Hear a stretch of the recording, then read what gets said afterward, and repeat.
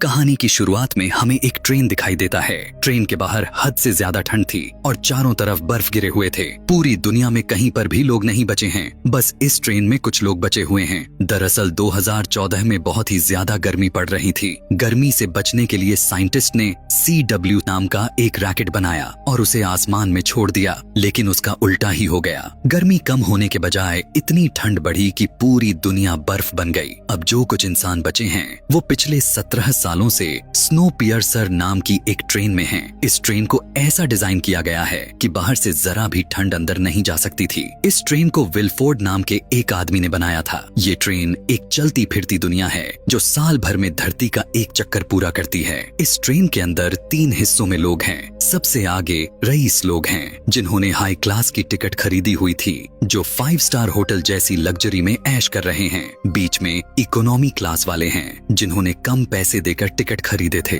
जो ठीक ठाक है। लेकिन सबसे पीछे ट्रेन के आखिरी डिब्बों में रहती है वो 3rd क्लास जनता, जिन्हें कीड़े मकोड़ों की तरह रहना पड़ता है। ये वो लोग हैं जो फ्री ट्रैवल कर रहे थे। इन्हें खाने के नाम पर सिर्फ एक गंदा सा प्रोटीन बार्स मिलता है जिसे देखकर भी घिन आ जाए। इनका यही खाना था और यही खाकर यह लोग गुजारा करते थे। वहाँ कुछ गार्ड्स डिब्बों में गिनती करने आते हैं। गिनती करके एक आदमी पर एक बार खाने के लिए देते हैं। इन अमीरों को अपने एंजॉय के लिए एक वायलिन बजाने वाला चाहिए था, तो एक बूढ़ा कपल उनके सामने आता है। वो बताते हैं कि हम दोनों वायलिन अच्छे से बजाना जानते हैं, लेकिन वह गार्ड कहता है कि मुझे सिर्फ एक वायलिन की जरूरत है। वह बूढ़ा आदमी उनके साथ जाने के लिए मना कर देता है, तो इन गार्ड्स ने उस बूढ़े की पत्नी का हाथ बेरहमी से तोड़ देते हैं और उसे घसीटते हुए आगे ले गए। वहाँ पर सारे लोग मौजूद गार्ड को कुछ नहीं बोलते हैं। वह लोग सिर्फ चुपचाप देख रहे होते हैं। इसके बाद रात हो जाती है। तब गार्ड्स फिर से आते हैं। उनके साथ एक लेडी रहती है। वह सारे लोग से कहती है कि अपने बच्चों को आगे करो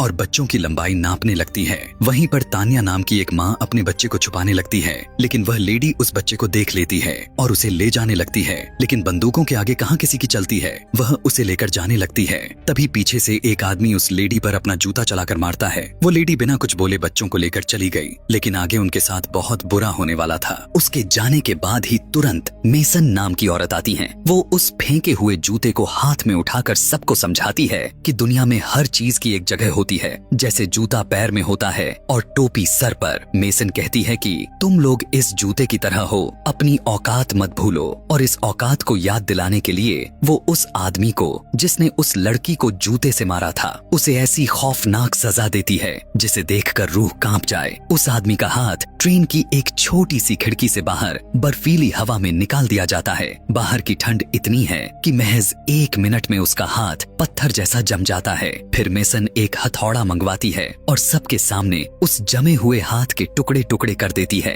वहाँ मौजूद कई लोगों के कटे हुए हाथ पैर थे। ये देखकर हमें पता चलता है कि इनको भी किसी न किसी गलती पर सजा मिली होगी। यहीं पर हम कर्टिस नाम के एक आदमी को देखते हैं। उसके पास जब बार खाने के लिए दिया जाता है, उसमें से एक मैसेज मिलता है। इस मैसेज को कोई तो था जो हर बार भेजा करता था। यह मैसेज 2nd वाले डिब्बे से आया करता था। इस बार मैसेज में एक नाम लिखा था, नामगोंग मिनसू।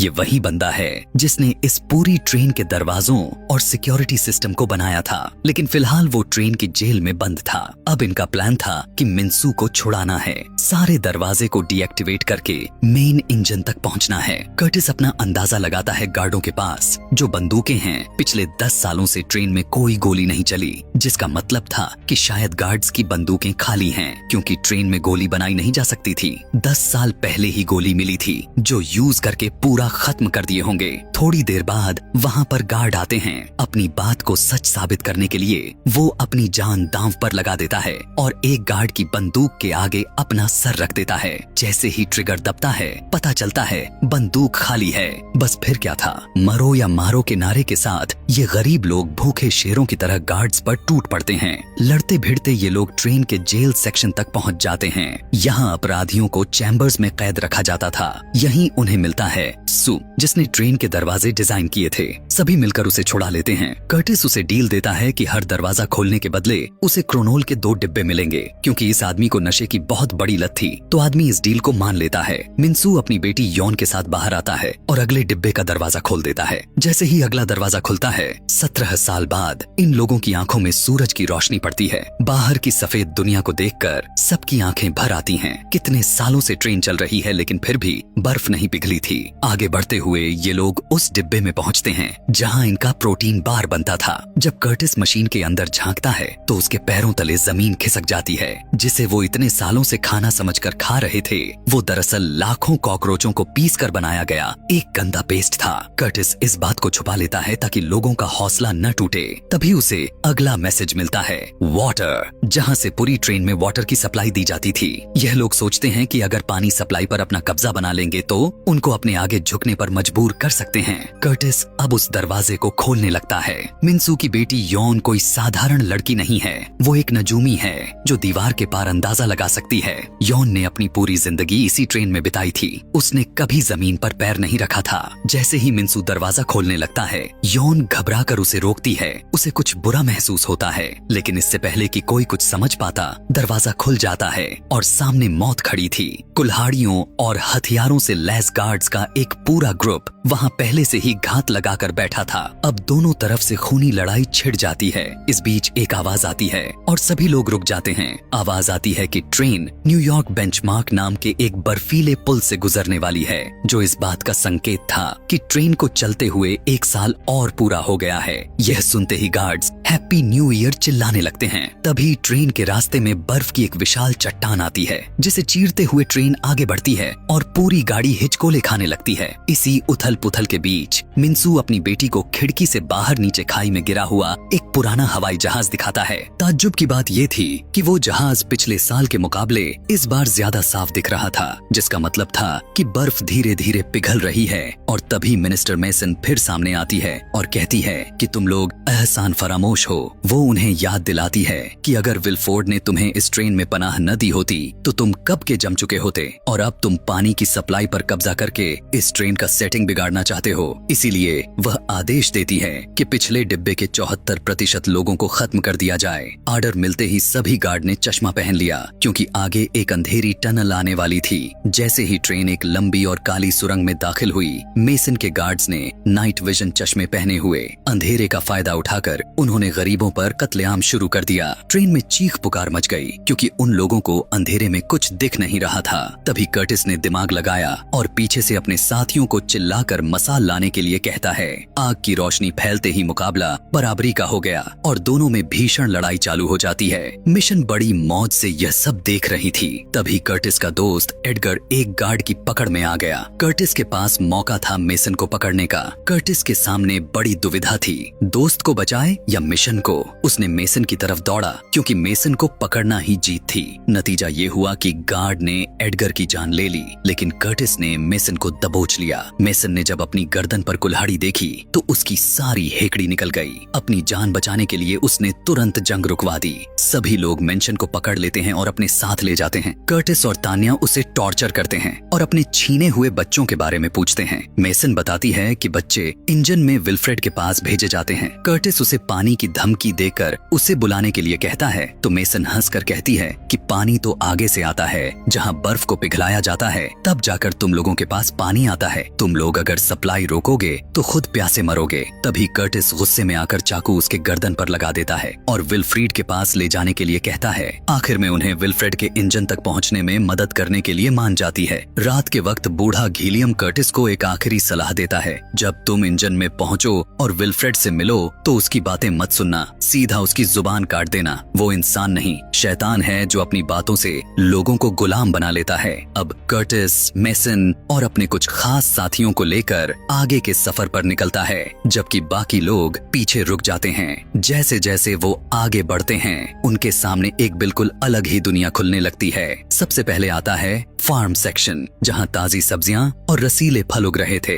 फिर आता है एक विशाल एक्वेरियम, जहाँ रंग बिरंगी मछलियां तैर रही थीं। वहाँ एक शेफ इन लोगों को मछली खिलाता है। इन गरीबों ने 17 सालों में पहली बार असली खाना चखा था। मेसन उन्हें समझाती है कि इस ट्रेन में बैलेंस बनाए रखने के लिए मछलियों और खाने की तादाद तय रखी जाती है। कर्टिस उसे वही कॉकरोच वाला प्रोटीन बार खिलाता है और उसे खाने के लिए कहता है। मेसन बेचारी चुपचाप खा लेती है और वो एक स्कूल में पहुँचते हैं। यहाँ अमीरों अमीरों के बच्चों को पढ़ाया जा रहा था, पर असल में उनका ब्रेन वॉश किया जा रहा था। बच्चों को सिखाया जा रहा था कि विल्फ्रेड एक भगवान है जिसने इंसानियत को बचाया है और पिछले डिब्बों वाले लोग गंदे और अपराधी हैं। तान्या अपने बच्चे की फोटो दिखाती है तो उसे पता चलता है कि बच्चे आगे के डिब्बों में ले जाए गए हैं। आगे जाने पर तभी वहाँ एक आदमी अंडों की टोकरी लेकर आता है और हैप्पी न्यू ईयर के बहाने सबको अंडे बांटने लगता है। इन लोगों के लिए अंडे और चिकन किसी सपने जैसे थे। जब वह अंडे वाला आदमी मुस्कुराते हुए बोला कि इस ट्रेन में ऐसी बहुत सी चीजें हैं जो तुम्हें लगता है कि खत्म हो चुकी हैं, जैसे कि बंदूकों की गोलियां। यह कहते ही उसने अपनी टोकरी के नीचे से एक मशीन गन निकाल ली और अंधाधुंध गोलियां बरसाना शुरू कर दिया। स्कूल की टीचर ने भी बच्चों के सामने ही हथियार उठा लिया और कर्टिस के साथियों पर हमला कर दिया, लेकिन तभी दूसरे साथी ने टीचर के गले में चाकू उतार दिया। कर्टिस ने पास लगी सीसीटीवी स्क्रीन पर देखा कि पीछे के वाटर सेक्शन में फ्रैंको नाम के गार्ड ने उसने कर्टिस के गुरु और उनके सबसे बुजुर्ग लीडर गिलीम को कैमरे के सामने लाकर उनके सिर में गोली मार दी। अपने लीडर की मौत देख कर्टिस का खून खौल उठा और उसने गुस्से में मेसन को वहीं मौत के घाट उतार दिया। अब कर्टिस और यॉन ट्रेन के उन हिस्सों में जाते हैं, वहाँ का नजारा देखकर उनकी आंखें फटी की फटी रह गईं। 5 स्टार अस्पताल, बड़े बड़े ब्यूटी पार्लर और यहाँ तक कि स्विमिंग पूल, जहाँ पीछे लोग एक एक घूंट पानी को तरस रहे थे, यहाँ रईस लोग ऐश की जिंदगी काट रहे थे। जब ये लोग आगे बढ़ रहे थे तो फ्रैंको फिर से रास्ते में आ गया और उसने तान्या को गोली मार दी और उसके पति को भी मारने वाला था, लेकिन वह उसे पहले ही हमला कर देता है। कर्टिस उसको चाकू मार देता है। मरने से पहले तान्या ने अपने बेटे टिम्मी की फोटो कर्टिस को थमाई और उसे ढूंढने को कहती हैं। कर्टिस और नम किसी तरह इंजन की आखिरी दीवार तक पहुंच गए। वह पागलों की तरह इंजन का दरवाजा पीटने लगा क्योंकि इस सफर में उसने अपने हर अजीज दोस्त को खो दिया था। तब नम ने कर्टिस को शांत किया और उसे आखिरी बची हुई सिगरेट पीने को दी। कर्टिस ने वहीं बैठकर नम को अपने अतीत की बात बताया। उसने बताया कि 18 साल पहले जब ये ट्रेन चली थी तो पिछले डिब्बों में हजारों लोगों को बिना खाने पीने के ठूंस दिया गया था। भूख से पागल होकर लोग एक दूसरे को ही मारकर खाने लगे थे। कर्टिस ने खुद को एक गुनहगार बताया क्योंकि उसने एक माँ को पीटकर उसके बच्चे को खाने की कोशिश की थी। तभी गिलीम ने अपना हाथ काट कर उसे दे दिया था ताकि उस बच्चे की जान बच सके। कर्टिस ने रोते हुए बताया कि वो बच्चा और कोई नहीं बल्कि उसका दोस्त एडगर था। यही वजह थी कि कर्टिस खुद से नफरत करता था। फिर कुछ दिनों बाद गार्डों ने उन्हें बार खाने के लिए दिया। तब से यह लोग बार खाकर ही जीने लगे। यह सुनकर कहता है, तुम लोग की कहानी बहुत दुख भरी है। उसने कर्टिस से कहा कि उसे इंजन का दरवाजा नहीं बल्कि ट्रेन के बाहर का दरवाजा खोलना चाहिए। नम पिछले 10 सालों से उस बर्फीले पुल से गुजरते वक्त बाहर एक प्लेन के मलबे को गौर से देखा करता था। पहले साल सिर्फ पंख दिखता था, अब पूरा प्लेन नजर आने लगा था। इसका मतलब साफ था कि बर्फ पिघल रही थी और अब बाहर की दुनिया में जीना मुमकिन हो गया था। नम ने इसीलिए इतना सारा क्रोनोल ड्रग इकट्ठा किया था क्योंकि सारे टुकड़ों को मिलाकर एक जगह रखा था ताकि ब्लास्ट कर सके। उसका प्लान था कि इस ड्रग से धमाका करके ट्रेन का गेट उड़ा दिया जाए और सबको आजाद कर दिया जाए। कर्टिस को नम की बातों पर भरोसा नहीं हो रहा था। उसे लगा कि नशे की वजह से नम का दिमाग ठिकाने नहीं है। तभी अचानक इंजन का दरवाजा खुलता है और विल्फ्रेड की सेक्रेटरी बाहर आती है। वह नम को गोली मारकर वहीं तड़पने के लिए छोड़ देती है और कर्टिस को सम्मान के साथ इंजन के भीतर ले जाती है। यहाँ कर्टिस की मुलाकात आखिरकार उस विल्फ्रेड से होती है।